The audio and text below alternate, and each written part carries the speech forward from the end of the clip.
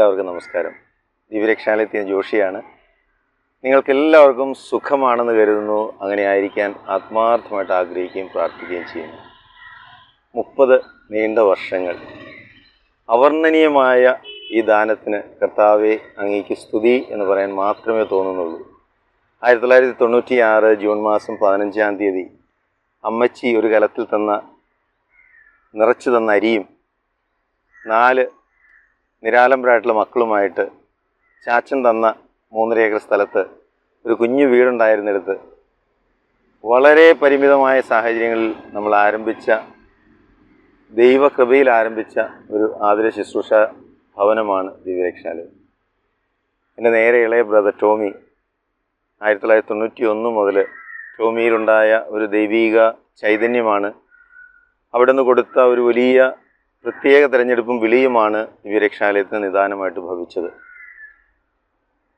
വഴിയോരങ്ങളിൽ അലഞ്ഞു നടക്കുന്ന മക്കളെ തേടിപ്പിടിച്ച് കണ്ടെടുത്ത് അവരെ ആദ്യം കിട്ടിയ മണിച്ചേട്ടനെ ഞങ്ങളുടെ ഭവനത്തിൽ തന്നെ സ്വീകരിച്ച്, പിന്നെ രണ്ടാമത് കിട്ടിയ വാസുക്കുട്ടനെ നമ്മുടെ ഭവനത്തിൽ തന്നെ കൊണ്ടുവന്ന്, വീണ്ടും വഴിയോരത്ത് നിന്ന് ലഭിച്ച 2 ഹിന്ദിക്കാരെയും തറവാട്ട് വീട്ടിൽ കൊണ്ടുവന്ന് ആരംഭിച്ച ഈ ശുശ്രൂഷ 30 വർഷങ്ങൾക്കിപ്പുറം തിരിച്ച് ചിന്തിക്കുമ്പോൾ നന്ദി നന്ദി നന്ദി എന്ന് മാത്രം പറയാനേ ഉള്ളൂ. ഇന്ന് കുടുംബത്തിൽ മക്കൾ പലരും ഈ ഒരു ശുശ്രൂഷയുടെ ഭാഗമാകാൻ ദൈവം നിമിത്തമായി. അതിൽ ഞങ്ങൾക്ക് അത്യധികമായ സന്തോഷവും സമാധാനവും സംതൃപ്തിയും, ഭൂമിയിൽ എന്തെല്ലാം നമുക്ക് ആനന്ദിക്കാനും ആഘോഷിക്കാനുമുണ്ടോ അതൊക്കെ തമ്പുരാൻ നിറച്ച് നമ്മുടെ ഹൃദയത്തിൽ തന്ന ഒരു സന്തോഷമാണ് എനിക്ക് നിങ്ങളുമായിട്ട് പങ്കുവയ്ക്കാനുള്ളത്. 96-ൽ വളരെ ലളിതമായിട്ട് ആരംഭിച്ച് ഇന്ന് 310 മനോരോഗികളായിട്ടുള്ള മക്കൾക്ക്, പുരുഷന്മാർക്ക് അത്യാവശ്യം സന്തോഷകരമായിട്ട് ജീവിക്കാനുള്ള എല്ലാ സംവിധാനങ്ങളും തമ്പുരാൻ നമുക്കൊരുക്കി തന്നു.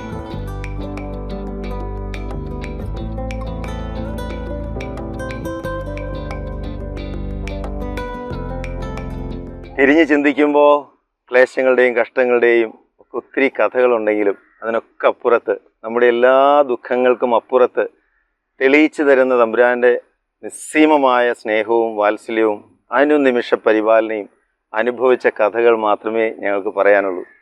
96-ൽ ദിവ്യരക്ഷാലയത്തിൽ മനോരോഗികളായിട്ടുള്ള മക്കൾക്ക് വേണ്ടി ഭവനം ആരംഭിച്ചു. 98-ൽ അങ്കമാലി ടൗണിൽ അലഞ്ഞു നടന്ന ഒരു അമ്മയെയും കുഞ്ഞിനെയും സ്വീകരിച്ച് കുഞ്ഞുങ്ങൾക്ക് വേണ്ടിയിട്ടുള്ളൊരു ശുശ്രൂഷ ആരംഭിച്ചു. ഇന്ന് 26 വർഷങ്ങൾക്ക് ശേഷം ചിന്തിക്കുമ്പോൾ നമുക്കിപ്പോൾ 4 ഭവനങ്ങളിലായിട്ട് 184 കുഞ്ഞുങ്ങളുണ്ട്.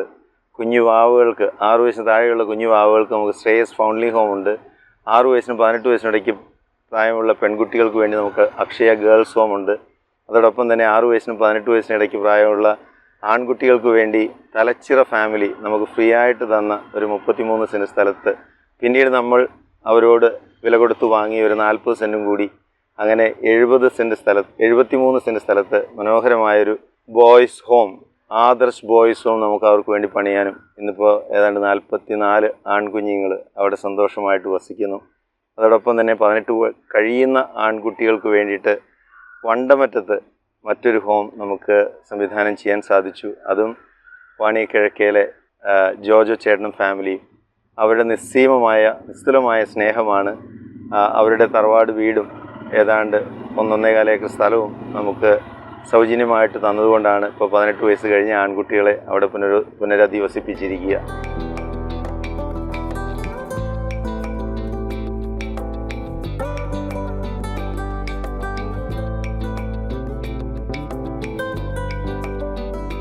വീണ്ടും നമുക്ക് പ്രത്യാശാ ഭവൻ നമ്മൾ ആരംഭിച്ചു.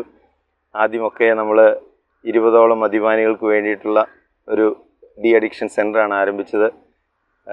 വളരെ സന്തോഷമെന്ന് പറയട്ടെ, ഈ വർഷം നമുക്കത് ഒരു 20 പേർക്കും കൂടിയുള്ള സൗകര്യം അവിടെ ഉണ്ടാക്കാനും, ഇപ്പോൾ 40 നിരാലംബപ്പെട്ടു പോകുന്ന മദ്യപാനികൾക്ക് അവിടെ വന്നാൽ അവരുടെ ജീവിതം ഒന്ന് തിരിച്ചു പിടിക്കാനുള്ളൊരു സംവിധാനം നമ്മളവിടെ ഒരുക്കിയിട്ടുണ്ട്.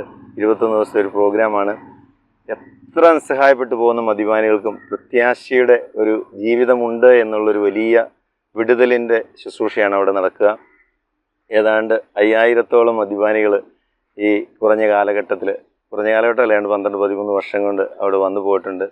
അതിലൊത്തിരി പേര് സുബോധത്തോടെ ജീവിക്കുന്നു എന്ന് കാണുന്നത് പറഞ്ഞില്ലേ, അവർണ്ണനീയമായ ദാനത്തിന് ദൈവമേ അങ്ങേക്ക് സ്തുതി. അപ്പോൾ അങ്ങനെ മദ്യപാനികളുടെ ജീവിതത്തിൽ നമുക്ക് വെളിച്ചം വീശാൻ കഴിയുന്നു എന്നുള്ളതൊരു വലിയ സന്തോഷം നൽകുന്ന ശുശ്രൂഷയാണ്. അതോടൊപ്പം തന്നെ ഞങ്ങളുടെ കുഞ്ഞനുജൻ ഫാദർ ബെന്നി, അദ്ദേഹം ഒരു ദിവ്യരക്ഷക സഭാ വൈദികനാണ്. റിഡംപ്റ്ററിസ്റ്റ് സഭാ സമൂഹത്തിൽ അദ്ദേഹം അംഗമാണ്. അദ്ദേഹവും ഇപ്പോൾ നമ്മളുടെ ശുശ്രൂഷകളോട് ചേർന്ന് സഭയുടെ ഒരു പ്രത്യേകമായ കാരുണ്യവും സ്നേഹവും ഞങ്ങളുടെ ശുശ്രൂഷകളോട് ചേർന്ന് അവരും കൂടെ സേവനം ചെയ്ത് ഇപ്പോൾ നമുക്ക് ദിവ്യം ഫൗണ്ടേഷൻ എന്ന് പറയുന്ന ഒരു പുതിയ ഫൗണ്ടേഷൻ കൂടിയുണ്ട്. അതായത് മദർ ആൻഡ് ചൈൽഡ് ഫൗണ്ടേഷനിലും ദിവ്യരക്ഷാലയത്തിലും പ്രത്യാശഭവനിലും ഒക്കെയുള്ള മനുഷ്യരുടെ റീഹാബിലിറ്റേഷന് വേണ്ടിയിട്ടുള്ള പ്രയത്നങ്ങളാണ് ദിവ്യം ഫൗണ്ടേഷൻ ചെയ്യുക. അതോടൊപ്പം തന്നെ നമ്മുടെ ഈ ഏരിയയിൽ ചുറ്റുപാടുമുള്ള ഒരു 200ഓളം വീടുകളിൽ നമുക്ക് ആതുര ശുശ്രൂഷ രംഗത്തിൽ നമുക്ക് പ്രവർത്തിക്കാനായിട്ട് സാധിക്കുന്നുണ്ട്. പാലിയേറ്റീവ് കെയറാണ് നമ്മൾ കൊടുക്കുന്നത്. ഇപ്പോൾ സാന്ത്വന പരിചരണം, നമുക്കൊരു മൊബൈൽ പാലിയേറ്റീവ് യൂണിറ്റ് ഉണ്ട്. രാവിലെ 9 മണി മുതൽ വൈകുന്നേരം 5 മണി വരെ.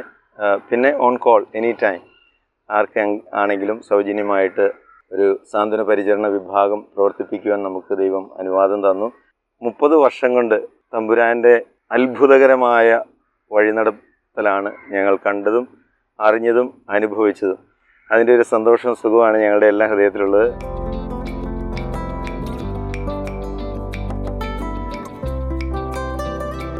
പിന്നെ ഞാനൊരു ഈ അവസാന നാളുകൾ നടന്ന ഓരോ കാര്യങ്ങളും ഓർത്തു കഴിഞ്ഞാൽ ഹൃദയം നിറയെ സംസാരിക്കാനേ ഉള്ളൂ. മറ്റൊന്നുമല്ല, ദൈവമേ, ഞങ്ങളുടെ ബലഹീനതകളിൽ, ഞങ്ങളുടെ കുറവുകളിൽ അങ്ങയുടെ അപരിമേയമായ കൃപ നിറഞ്ഞ് കവിഞ്ഞ് തുളുമ്പുന്നത് കാണുന്നതിൻ്റെ സന്തോഷം മാത്രമേ പങ്കുവയ്ക്കാനുള്ളൂ. ആയിരക്കണക്കിന് ദൈവപരിപാലനയുടെ അനുഭവങ്ങളുണ്ട്.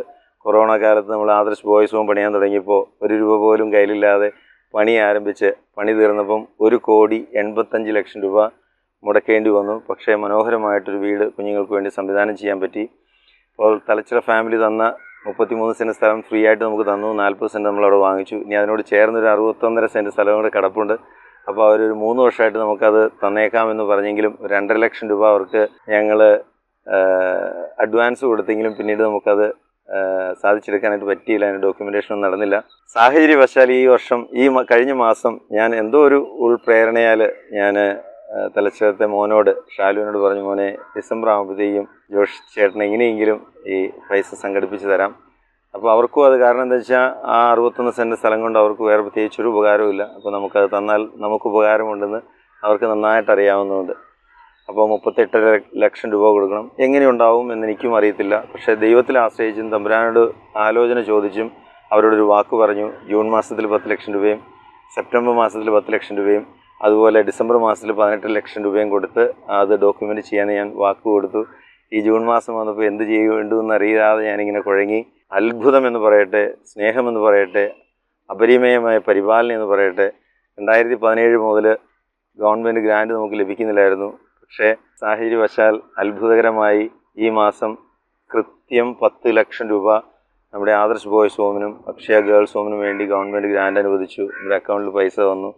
അപ്പോൾ ആ പൈസ ഇപ്പോൾ തൽക്കാലം ജൂൺ മാസത്തിൽ കൊടുത്തിട്ട് ഇനിയും തമ്പുരാൻ്റെ പരിപാലനയ്ക്കും സ്നേഹത്തിനും നടത്തിപ്പിനുമായിട്ട് കാത്തിരിക്കുന്നു. എനിക്ക് ഹൃദയത്തിൽ നിറയെ സന്തോഷമുണ്ട്, സ്നേഹമുണ്ട്. വീണ്ടും ഞാൻ പറയുന്നു, ഈ 30 വർഷം നമ്മളെ കാത്തുപാലിച്ച ദൈവത്തിൻ്റെ അതുല്യമായ നിസ്തുലമായ സ്നേഹത്തിനും വാത്സല്യത്തിനും ഒരിക്കൽ കൂടി അവർണ്ണനീയമായ അങ്ങയുടെ ദാനത്തിന് ഒത്തിരി നന്ദി.